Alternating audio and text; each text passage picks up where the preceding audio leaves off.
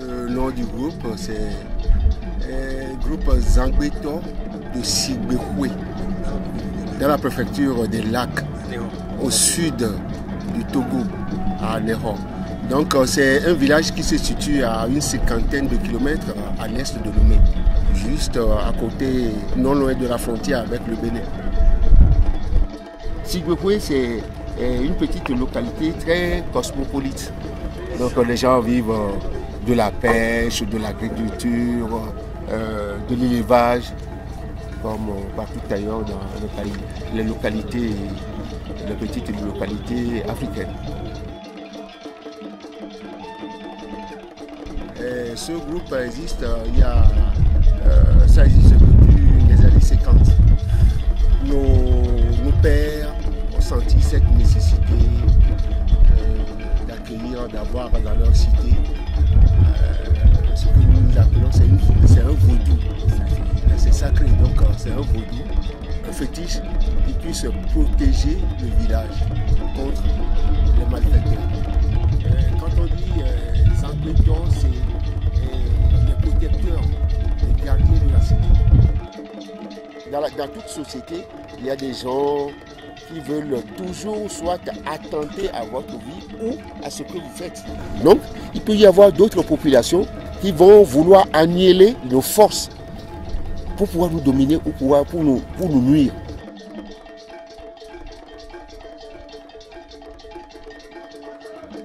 Les gens sont allés, vous voyez, la population circule beaucoup. Donc, quelqu'un de notre village qui est allé vers le Bénin, les villages voisins. C'est comme ça que souvent les gens, chez nous, c'est comme ça qu'ils échangent les vaudous. Donc quelqu'un va et il trouve que bon, ce vaudou, ça peut protéger le village. Donc il contacte les gens de là, il discute avec eux. Bon, donc s'ils concluent l'accord, ceux-là, ils viennent implanter le vaudou dans les sociétés. Nos Zangbeto, comparé à ceux du Bénin,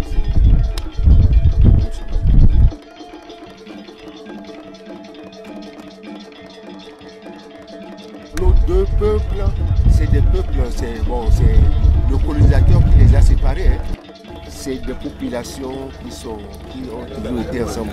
Ils parlent dans la même langue, ils ont les mêmes pratiques. C'est ça.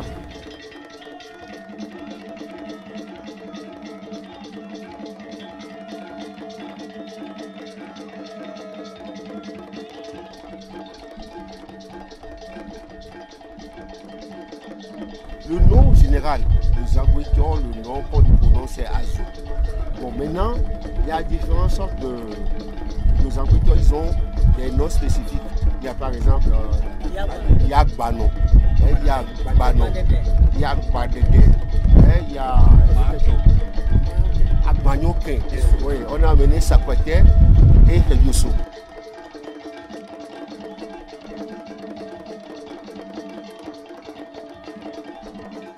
Lorsqu'on parle de Zangbeto, ça, d'abord, les Zangbeto, c'est la démonstration de leur pouvoir mystique, et puis c'est ça.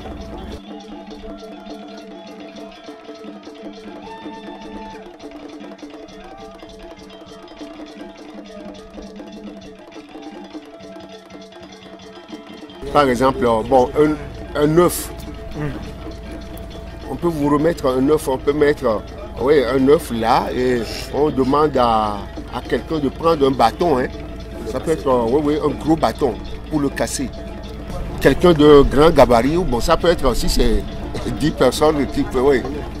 Il suffit de vouloir le casser avec ce bâton-là.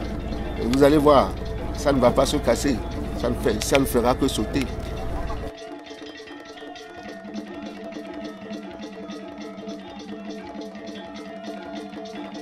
L'homme vit avec son environnement, la société évolue. C'est sûr que le Zangbeto aussi va évoluer. La fois dernière, j'ai vu chez nos voisins il y a eu un numéro où un Zangbeto a piloté une moto. Chez nous, le téléphone, nous, on l'avait avant même l'apparition du téléphone mobile. Oui, parce qu'on a cette force avec des statuettes sacrées. Je prends une statuette et quelqu'un d'autre aussi prend une autre là-bas et on communique. De loin, nous parlons. Il y a de ces démonstrations-là que des fois c'est public. C'est public qu'on peut voir. Et on peut, des fois, bon, le Zangbeto, des fois, ben, on voit les Zangbeto, mais les Zangbeto sur une lagune. Ça traverse toute la lagune pour arriver à l'autre bord. Et pendant ce temps-là, vous allez voir comment on communique avec. Vous allez voir les gens à l'autre bord, qui téléguident avec leurs statuettes.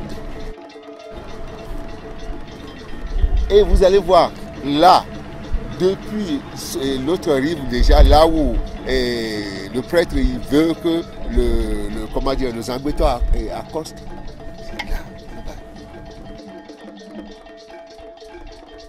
Le vaudou, c'est quoi? C'est un souffle. C'est un souffle, c'est l'air. Et il suffit d'invoquer et de faire des incantations et puis ça s'annule.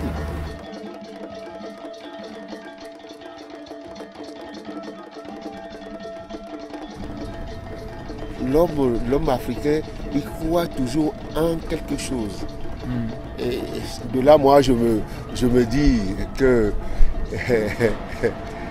quand Dieu a créé les hommes, il les a créés et il a laissé quelque chose pour faire reconnaître aux gens sa puissance.